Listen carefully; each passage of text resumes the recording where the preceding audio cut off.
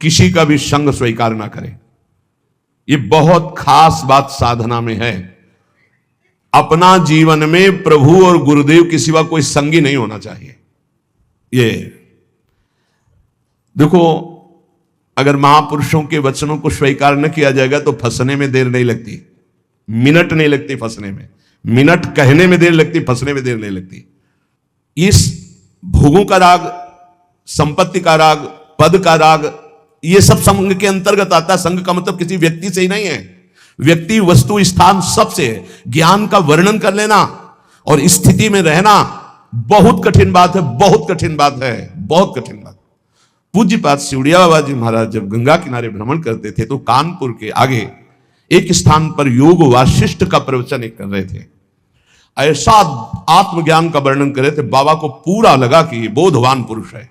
3 दिन तक प्रवचन नीचे बैठ के सुना, फिर पीछे गए और एकांत में उनसे मिले और कहा, मैं केवल एक शब्द पूछना चाहता हूं, आपको आत्मबोध है? तो उनका, आप हमारे आश्रम गुरु हैं। सन्यासी गृहस्थ का आश्रम गुरु होता है, आपसे मिथ्या भाषण महापाप होगा, इसलिए प्रभु मैं वाक्पटु हूं, विद्वान हूं, शास्त्रों का सम्यक ज्ञान है, लेकिन तत्वबोध नहीं है।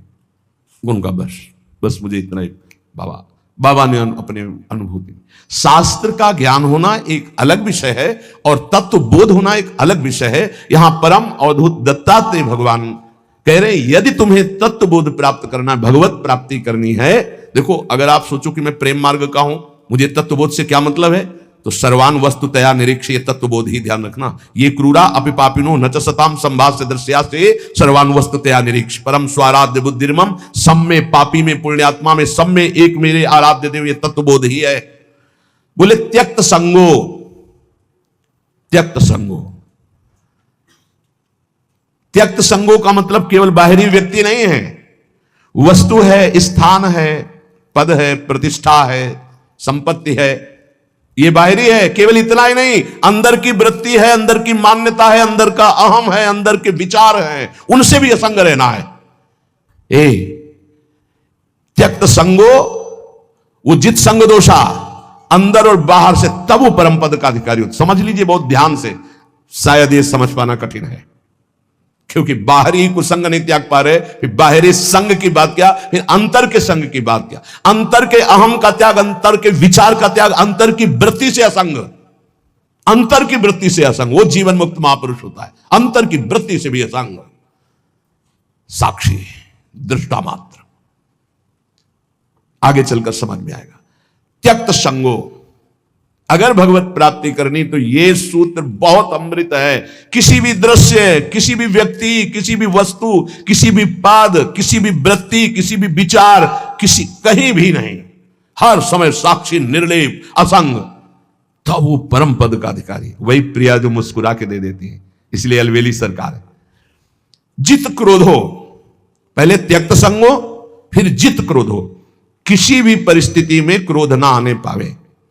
कभी कभी हम अपने दोषों को गुण मान करके प्रकाशित करते हैं कि कोई क्रोध नहीं है। अगर गलती को गलती नहीं मानोगे तो अक्रोध स्थिति को कभी प्राप्त नहीं होगे। क्रोध तब आता है जब हमारी कामना के विरुद्ध कोई चेष्टा होती है, पक्का, और क्रोध की सत्ता ही नहीं, हमारी चाहत ही ना हो।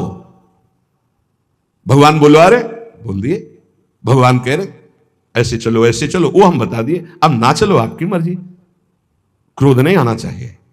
भारी से भारी विपरीत परिस्थिति में भी क्रोध नहीं आना चाहिए। ये कब होगा? जब सामने हम प्रभु देखते हैं। हमें तभी क्रोध आता है जब हमारी चाहत के विपरीत क्रिया होती है और हमारे चिंतन के विपरीत चिंतन होता है। आ गया क्रोध, आ गया क्रोध, शुरुआत हो गई। अब अभद्र शब्द, दुरुक्ति, दुरुक्ति माने गाली, ये पहचान है कि क्रोध देवता पधार चुके हैं। और वो सीधे तप, पवित्रता, भजन, इसको चाटते हैं, वो इसको भस्म करते हैं, इसको लेते हैं क्रोध देवता। तुम्हारे तप को, तुम्हारी पवित्रता को, अंतःकरण की, तुम्हारे साधन को चाट जाएंगे, कुछ अनुभव नहीं होगा। जब हमारा ये चिंतन गिरा कि सामने प्रभु नहीं, हमारी बात नहीं मानता, विपरीतता, वही क्रोध आ जाएगा, अन्यथा आने का कोई भी रास्ता नहीं क्रोध के। जित क्रोध, यहां कह रहे जित क्रोध हो, भगवान अवधूत दत्तात्रेय जी। अगर उपासक को परम पद पे आरूढ़ होना है, दिव्य साधना संपन्न बनना है, तो क्रोध पर विजय प्राप्त, कभी गुस्सा नहीं आना चाहिए। वो कब होगा? हम व्यक्ति देखते हैं तब गुस्सा आता है। हम भगवत भाव करेंगे तो जलेगा हृदय पर, हम गुस्सा नहीं कर पाएंगे। हम चाहत करते हैं तब गुस्सा आता है। अगर हम चाहत को भगवान की इच्छा में छोड़ देते हैं तो गुस्सा नहीं आएगा। जोई जोई प्यारो करे, सोई मोई भावे। लगवा हारो, थोड़ा आहार करें। बिहारी देव जी पीछे जब वाणी में आया था कि भूख से जो ज्यादा पेट भरता है उसका भजन तो हो ही नहीं सकता। पक्का या अनुभव की बातें हैं। भूख से कम भोजन करने पर हमारी जो जीवनी शक्ति है कुछ पचाने में लगती है और कुछ से हम भजन कर लेते हैं। अगर भूखे हैं हम तो हमारा चिंतन बार बार खिंचता है भूख की तरफ। इसलिए लघवा हारो, थोड़ा आहार डाल लिया जाए। और यह अभ्यास से होता है। एक एक कवल केवल आप कम कर लीजिए तो बहुत थोड़े आहार में आपकी दिनचर्या बहुत स्फूर्ति वाली हो जाएगी। आप ये भ्रम छोड़ दें कि हम जितना अधिक आहार करेंगे उतने अधिक शक्तिशाली बनेंगे, ऐसा नहीं है। विचार आपके, संकल्प आपका, यह आपकी सामर्थ्य होती है। शुद्ध संकल्प, ये हम सांसारिक भाषा में बोल रहे हैं। शुद्ध संकल्प, शुद्ध विचार, पवित्रता, जितेंद्रियता, लघुआहार, आप महान बलशाली हो जाएंगे पक्का। देखो, संकल्प रहित होकर देखो, भगवद आश्रित होकर देखो, और अपार सामर्थ्य। शुद्ध संकल्प का कितना बड़ा चमत्कार है कि आप नहीं समझ पाएंगे, कि विश्वास ही नहीं कर पाएंगे। अगस्त जी ने संकल्प किया और ऐसे समुद्र को पी गए, पूरे समुद्र को। आप विश्वास नहीं कर पाएंगे कि समुद्र को पी गए अगस्त जी महाराज। महान तप निधि, संकल्प किया और पी गए समुद्र को। यह संकल्प की ताकत।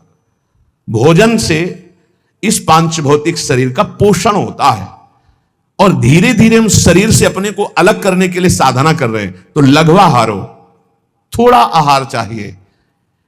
हमारा दिमाग क्या सिखाता है? बर्बाद काहे को करोगे। अब कितना रह गया? 2 लड्डू रह गए हैं, 1 कटोरी खीर है।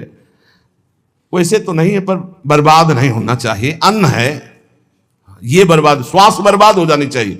अरे दूसरा कोई खा लेगा, कोई और जीव पालेगा। आप थोड़ा भजन के लिए जगह बनाए रखो। अगर आपने परुषा लिया है तो किसी और जीव को पवा देना। सब अपने गुरु भाई ही हैं, हम एक ही प्रभु के बच्चा हैं। पोशाकें अलग अलग हैं। अरे किसी के स्वान की पोशाक है, किसी के सूकर की पोशाक है, किसी की क्रमी की, लेकिन हम हैं सब एक ही भाई, परमात्मा अंश हैं, हम सब एक ही हैं। अंश वही है, पोशाकें अलग अलग हैं, वो पालेंगे। हम भजन के लिए उतने ही पुरुष हुआ, उतने ही पावे जिससे भजन। ये आप बैठा लीजिए, खाते खाते मर जाओगे लेकिन खाने की आदत नहीं खत्म होगी। इसको संयम में लाओ। पहला कहा है त्यक्त संगो, दूसरा कहा है जित क्रोधो, तीसरा कहा है लघवा हारो। यदि भगवत प्राप्ति करनी है, दिव्यता लानी है, भजन का चमत्कार अंदर प्रकट करना है कि काम क्रोध लोभ मोह मद मत्सर ये सब भस्म हो रहे हैं, तो लघवा हारो। आहार पाने के बाद फिर ऐसे तुरंत बैठ सकते हो, ऐसा आहार पाइए कि अगर आपको तुरंत बैठना पड़े तो आपको वजन न लगे कि पेट में वजन है। ये जितना आप चिकने पदार्थ, जितने आप स्वादिष्ट पदार्थ समझ रहे हैं, ये स्वाद नहीं है। वास्तविक स्वाद तो राधा नाम सुधा रसम रसी, तुम रोम रोम आपका झंकृत हो जाएगा जिस दिन राधा नाम। बोले हमें तो स्वाद नहीं मिलता, तो जिसका पित्त बढ़ जाता मिश्री कड़वी लगती है। अगर अनुपान से दवा रूप में वही लिया जाए तो जब पित्त नष्ट होगा तो मिश्री मीठी लगने लगे। तो राधा नाम सुधा अमृत है, ये अमृत रस है। आचार्यों ने, महापुरुषों ने, स्वयं हरि ने इसका पान किया है, वही आपको मिल रहा है। आपकी जबान खराब हो चुकी भोगों में, थोड़ा भोजन कीजिए, बड़ा पावर मिलता है। आप उपवास के दिन देखना भजन में बहुत मन लगेगा थोड़ा पाने पर। तो वैसे ही आप रोज उपवास कर सकते हो। 1 रोटी पाओ, 2 रोटी पाओ, थोड़ी दाल ले ली, थोड़ी सब्जी ले ली, जितने से ऐसे थोड़ा लगा बस। इतना दिमाग विचित्र है कि हर बार फंसाता है यही कि बर्बाद नहीं होना चाहिए, ये जाना चाहिए, अंदर जाना चाहिए। बस जहां यहां से गया तो बस फिर उसके पचाने में पूरा दिमाग लगा, भजन में तो लगा नहीं। इसलिए प्रार्थना है इस आसक्ति से बचो, भोजन की आसक्ति से। अच्छे पदार्थ जो सृष्टि में कहे जाते हैं उनको थोड़ा लीजिए, और जो रूखे सूखे कहे जाते हैं उनसे पेट भरिए और खूब भजन कीजिए। आगे कह रहे जितेंद्रिय, अपने आप जितेंद्रिय हो जाएंगे। शरीर एक रथ है, बुद्धि इस रथ को चलाने वाला सारथी है, बैठने वाला जीवात्मा है, मन लगाम है, इंद्रियां घोड़े हैं, विचरने की जगह विषय भोग है। ये घोड़े विषय भोग का चारा चरने के लिए जाएंगे। अगर मन रूपी लगाम को बुद्धि रूपी सारथी ने ठीक से खींचा नहीं तो ये खंडक में गिरा देंगे। और गिरे हुए बहुत फंसे हैं और जीव इतना भोला बन चुका है कि गड्ढे में गिरा है फिर भी वो आनंदित है, वो उसी को सुख समझ रहा है, दुख को ही सुख समझकर। यही तो भगवान की विचित्र माया है। जिसे तुम सुख समझते हो वो सुख की छाया है, समझ पड़ती नहीं है गिरधर की माया है। भयानक दुख के अंतर में वो डूबा हुआ भयानक परिणामों को प्राप्त होगा, लेकिन उसमें सुख का अनुभव कर रहा है। त्यक्त संगो जित क्रोधो लघ्वाहारो, तो अपने आप जितेंद्रिया हो जाएंगे। देख लेना, घृणा हो जाएगी यार, घृणा। कौन सा ऐसा सुख है जो घृणा के योग्य ना हो? लौकिक बढ़िया से बढ़िया पदार्थ खाओ, तत्काल हम उसे वापस उलटते हैं, देखने लायक नहीं रह जाएगा। चिकनी चमड़ी केवल देखकर फंस रहे हैं, कुछ नहीं, पूरा जीवन बर्बाद हो जाता है। धर्म के लिए तो सेवन करने के लिए ठीक है, बकाया भगवत प्राप्ति के लिए जितेंद्रिया चलो, ठीक से चलो। पिधाय बुद्ध्या द्वाराणि मनो ध्याने निवेशयेत् शून्ये स्वेवावकाकेश गुहासुचो वनेसुचो नित्य युक्ता सदा योगी ध्यानम सम्यक उपक्रमेत। श्री दत्तात्रेय जी महाराज कह रहे हैं, बुद्धि को परमात्म चिंतन से इतनी बलवान बनाओ कि अपनी इंद्रियों के द्वारों से घसीट कर उसे भगवान में स्थित करो। हर इंद्रिय द्वार बंद, अंतर्मुख इंद्रियों को करके परमात्म चिंतन में शून्य स्वेव अवकाशेषु। कहां हमारी स्थिति थी? विचार करके देखो, सब विषय जितने हैं वो हमको रौंद रहे थे। ना चरणों में प्रीति थी, ना उस कोटि की भजन की वृत्ति थी। ये तो सिर्फ आचार्य कृपा से। अब हे लाडली, आपकी शरण में आ गए। अब मेरी आयु, मेरी प्रत्येक श्वास केवल आपके स्मरण में व्यतीत हो। समस्त शास्त्र, समस्त महापुरुषों की वाणी और बड़े बड़े संतों की दिनचर्या जीवनी, उनसे संभाषण और स्वयं के हृदय का अनुभव, साधना का सबसे बड़ा सूक्ष्म स्वरूप है प्रतिक्षण अपने आराध्य देव का मधुर मधुर स्मरण। ये सबसे बड़ा साधन है और इसी से भगवत प्राप्ति होती है, केवल इसी से भगवत प्राप्ति होती है। और सब साधन है, उनका फल है स्मृति, और ये मधुर मधुर स्मृति ही भगवत प्राप्ति कराती है। अनन्य चेता सततम यो माम स्मृति नित्यसा तस्याहम सुलभा पार्थ। भगवान कह रहे मैं उसके लिए सुलभ हो जाता हूं जो नित्य निरंतर मेरे में आसक्त चित्त होकर मेरा स्मरण करता है। अनन्य चेता सततम यो माम स्मरति नित्यसा। इससे बड़ा कोई साधन नहीं है और ये सबसे कठिन है। चाहे निराकार उपासक हो, चाहे साकार उपासक हो, बिना स्मृति के वो अपने लक्ष्य की प्राप्ति नहीं कर सकता। ये हम बहुत से सब शास्त्रों का स्वाध्याय, संतों का समागम, ये योग की सबसे बड़ी वृत्ति है चित्त वृत्ति का निरोध करके परमात्मा स्वरूप में स्थित कर देना, जिसका स्वरूप भगवान श्री कृष्णचंद्र जी कह रहे हैं, तेषाम सतत युक्ता नाम भजताम प्रीति पूर्वकम ददामि बुद्धि योगम तम येन माम उपयान्ति ते। जो सतत मेरा भजन करते हैं मैं उन्हें बुद्धि योग प्रदान कर देता हूं। चित्त वृत्ति का संसार की तरफ ना जाकर परमात्मा में निरंतर स्थित रहना, आराध्य देव में स्थित रहना, यही सबसे बड़ा योग, यही सबसे बड़ी भक्ति, निरंतर स्मरण, और यही सबसे बड़ा ज्ञान कि सब कुछ विस्मरण अपने स्वरूप में स्थित। भक्ति योग, अष्टांग योग, ज्ञान योग, कर्म योग, किन्हीं न किन्हीं मार्ग में तो होगा ही कोई, लेकिन सबका सार है संसार का विस्मरण और परमात्मा का स्मरण। ये सब संप्रदाय, सब साधन, सबका सार। अगर ये नहीं तो कुछ नहीं मिला आपको। सब साधन कर यह फल सुंदर, प्रभु पद पंकज प्रीति निरंतर। समस्त साधनाओं का ये परम सुंदर फल है कि अपने प्रभु के नाम में, रूप में, लीला में निरंतर स्थिति बनी रहे, अंतर रहित स्थिति बनी रहे। देखो आप, हर साधना का यही फल है। बहुत सुलझा हुआ बात समझना, सब कुछ हो रहा है, स्मृति नहीं है अंदर अखंड, खास बात नहीं, कुछ नहीं हो रहा है, स्मृति चल रही है, सब कुछ हो गया। ये बात अच्छे से समझ लीजिएगा। जो स्मृति प्रधान है, स्मृतिवान है, वो विशेष कृपा पात्र है। प्रायः देहाभिमानी क्रियाओं पर, संख्या पर विशेष ध्यान देता है, स्मृति पर नहीं।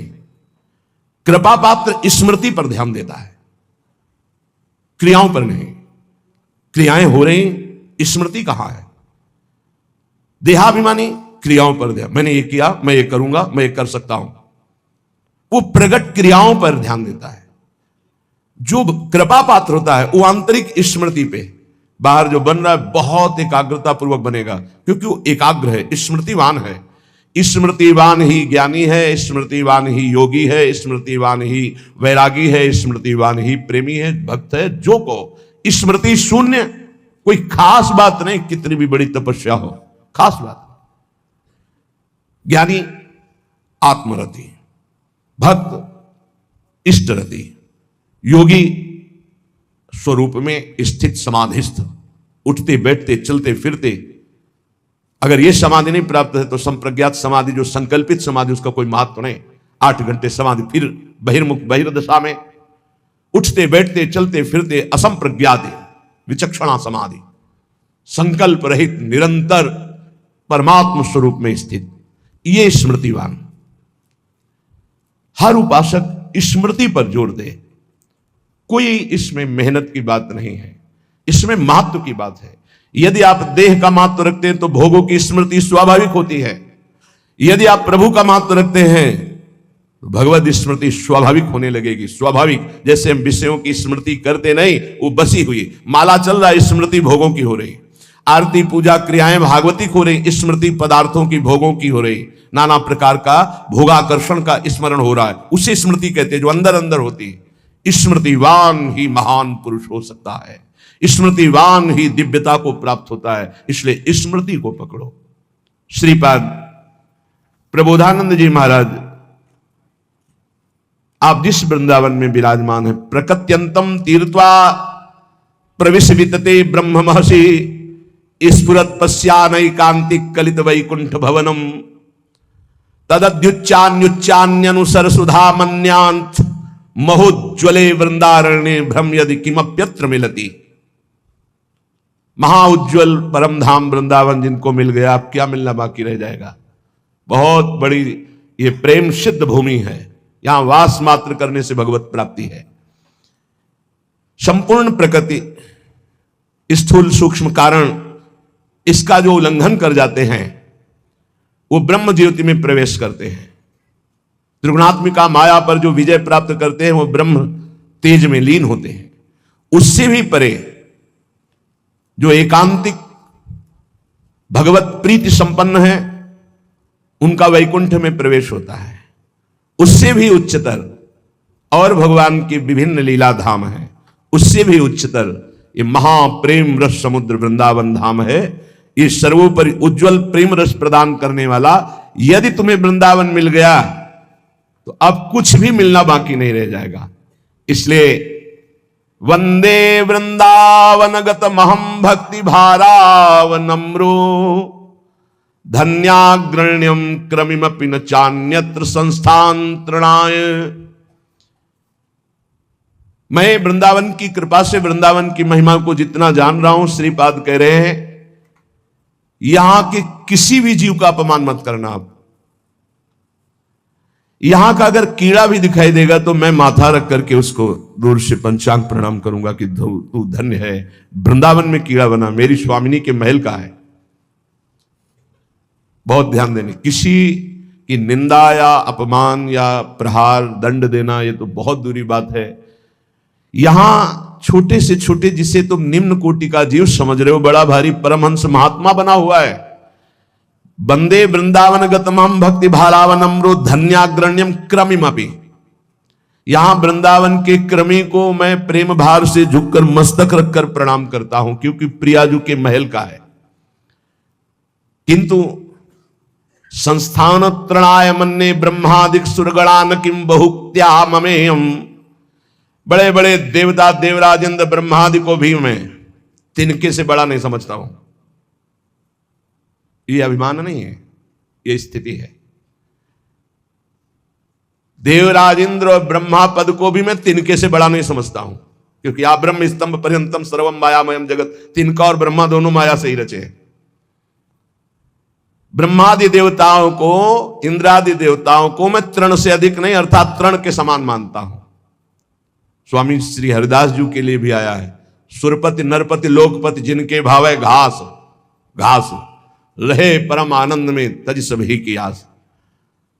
पर वृंदावन के मैं कीड़े को भी मस्तक रखकर जमीन पे प्रणाम करता हूं, बाहर के भी देवराज इंद्र या ब्रह्मा पद को मैं तिनके के समान समझता हूं। ऐसा आया है रसिकों के लिए कि 7 गांठ कौपीन में इंद्र बापुरो कौन, बेचारा इंद्र उनके सामने क्या, किनके सामने, बोले जिनकी लंगोटी भी 7 जगह से सिली हुई या गांठ लगी हुई है, सही लंगोटी भी नहीं है, पर प्रिया प्रीतम के अनुराग में तो बोले इंद्र बापुरो कौन, बेचारा इंद्र क्या है उनके सामने। ये पक्की बात है। जो अपने आराध्य देव की प्रीति को प्राप्त हो गया है उसके सामने कुछ नहीं है, कोई पद नहीं। जब भक्ति का रंग चढ़ता है तो न पारमेष्ठम न महेंद्र धिष्णम कह देना बहुत सरल बात है, श्लोक याद करके बोलना या उसका अर्थ बता देना बहुत सरल बात है। और हम कह रहे हैं न पारमेष्ठम न महेंद्र धिष्णम न सार्वभौमम न रसाधिपत्यम न योग सिद्धिर अपनर्भवम वा, नहीं चाहिए। और एक छोटा सा विषय, एक छोटी सी भोग सामग्री विचलित करके नीचे गिरा देती है, तो वो केवल दम्भ हुआ बोलना। स्थितिहीन महापुरुषों की जो बोल रहे हैं कि ब्रह्म पद या देवराज इंद्र का पद भी ये तिनके के समान हमारे लिए है, महत्व है तो वृंदावन का उस कीड़े का भी जो इस रज में रेंगता है। क्रमी प्रौढ़िर गाढ़ा न खलु परितो भाति कृष्णोपि पूर्णा। मेरी बात को चतुरता पूर्वक मत समझना कि मैं वाक चातुरी से बोल रहा हूं, पक्की बात समझना कि यदि वृंदावन के बाहर श्री कृष्ण भी खड़े हो तो मैं उनको देखने के लिए आंख नहीं उठाऊंगा। जैसा श्रीपाद कह रहे हैं ऐसे श्री भट्ट देवाचार्य जी भी कह रहे हैं, विपिन राज सीमा के बाहर हरिहु को न निहार रे मन वृंदा विपिन।